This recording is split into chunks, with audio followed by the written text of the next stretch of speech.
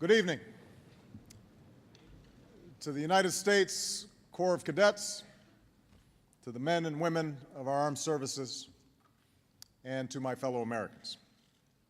I want to speak to you tonight about our effort in Afghanistan, the nature of our commitment there, the scope of our interests, and the strategy that my administration will pursue to bring this war to a successful conclusion. The Afghanistan war. Soon it will be coming to a close, or so they say, by the end of 2014. This according to Hamid Karzai, the current president of Afghanistan, and the Obama administration. This war, America's longest active war, will at that time have lasted over 13 years and have cost the lives of over 2,100 American servicemen and women. Now I could talk about the political and/or philosophical reasonings for or against the war, but I think I'll leave that to more accomplished historical authorities. No, instead I'd like to take a look at the series of events that led us here.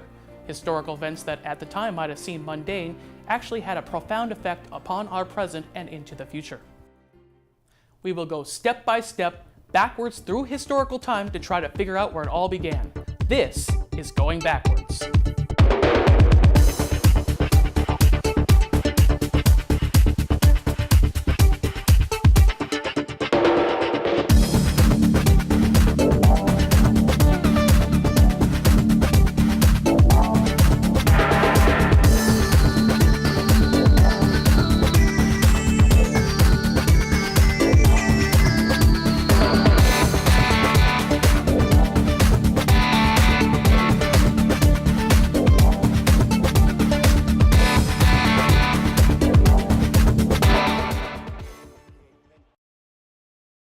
This is the guy we were chasing, Osama bin Laden.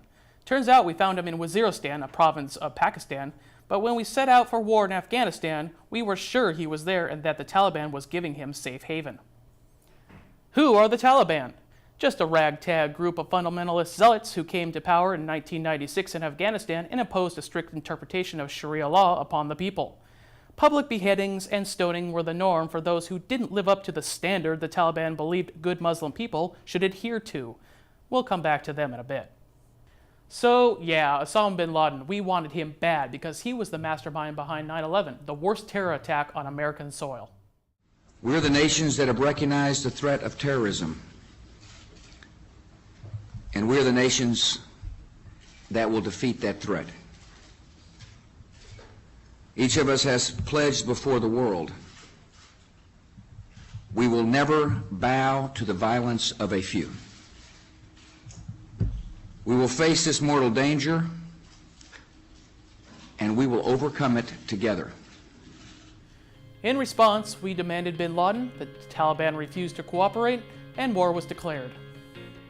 For most Americans, this was the first time many of them had heard the names Al-Qaeda or Osama bin Laden. But as you'll discover, their history with us goes back long before that. You see, 9/11 wasn't the first attack against American targets by the Osama bin Laden-led Al-Qaeda. In October of 2000, the USS Cole was attacked while in the Yemeni port of Aden. Before that, in 1998, Al-Qaeda was responsible for the attacks in 2 different American embassies in Africa, one in Tanzania and the other in Kenya. There was also the first bombing of the World Trade Center in 1993, which did not succeed, but unfortunately would be rectified in 2001. Obviously, this bin Laden guy was already quite the nuisance long before September 11th ever happened. But what was Osama bin Laden's beef with us? Did he hate our freedom? Our Western values? Our decadent lifestyle? Perhaps, but as with most things, it was probably a lot more than that. There is the belief that the American government props up dictators in many Arab states, harvests many of their natural resources like oil, and of course there is always the problem of Israel. But according to many reliable sources, what really set the man off was Osama bin Laden believed that the American government had defiled Muslim holy lands by stationing and conducting military operations there. What was he specifically talking about? The first Gulf War in 1991. You see, Osama bin Laden is a Saudi, from Saudi Arabia coincidentally, a place that he considers the cradle of Islam and the holiest of holy places for the Muslims the world over. Good evening. Yesterday, after conferring with my senior national security advisors, and following extensive consultations with our coalition partners, Saddam Hussein was given one last chance, set forth in very explicit terms to do what he should have done more than 6 months ago: withdraw from Kuwait without condition or further delay, and comply fully with the resolutions passed by the United Nations Security Council. So when the Saudi government allowed American coalition forces into their country to base for their invasion of Iraq to stop some guy named Saddam Hussein, different story. This didn't sit too well with bin Laden. To him, it was just another example of a foreign power encroaching on Muslim lands, and for him, the last straw. He had witnessed it all before, in Afghanistan. Yep, back to Afghanistan, the Earth's eternal, scarred battlefield of clashing civilizations. Right before the first Gulf War in 1989, Osama bin Laden had returned from Afghanistan, where he had been fighting alongside rebel fighters battling the Russians who had invaded 10 years prior. Those pesky Mujahideen rebel fighters would someday become the very Taliban that would take over in 1996.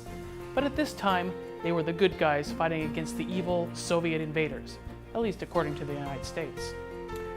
To aid in their fight, the United States and several other allies, including Saudi Arabia, helped the rebels by providing them financial assistance and weapons to battle the aggressive Soviet invasion. Recently, there has been another very serious development which threatens the maintenance of the peace in Southwest Asia. Massive Soviet military forces have invaded the small, non-aligned, sovereign nation of Afghanistan, which had hitherto not been an occupied satellite of the Soviet Union. 50,000 heavily armed Soviet troops have crossed the border and are now dispersed throughout Afghanistan, attempting to conquer the fiercely independent Muslim people of that country. This war of aggression had been going on since 1979, when the Soviets intervened into Afghanistan by request of, ironically, the former Afghan government, who wanted help dealing with the Mujahideen rebels who were trying to overthrow it. Of course, this intervention quickly got out of hand, and the Soviets decided to replace the Afghan government with one of their own making, after killing then-President Amin. What followed was a 10-year guerrilla war fighting against Mujahideen fighters in small pockets of resistance against a superpower that controlled the majority of the nation. Please stop me if this sounds familiar. At the time, the United States, publicly appalled at the Soviet Union's aggression into Afghanistan, decided to punish the communist superpower by banning the 1980 Olympics, which were held in Moscow that year. 65 other countries followed suit.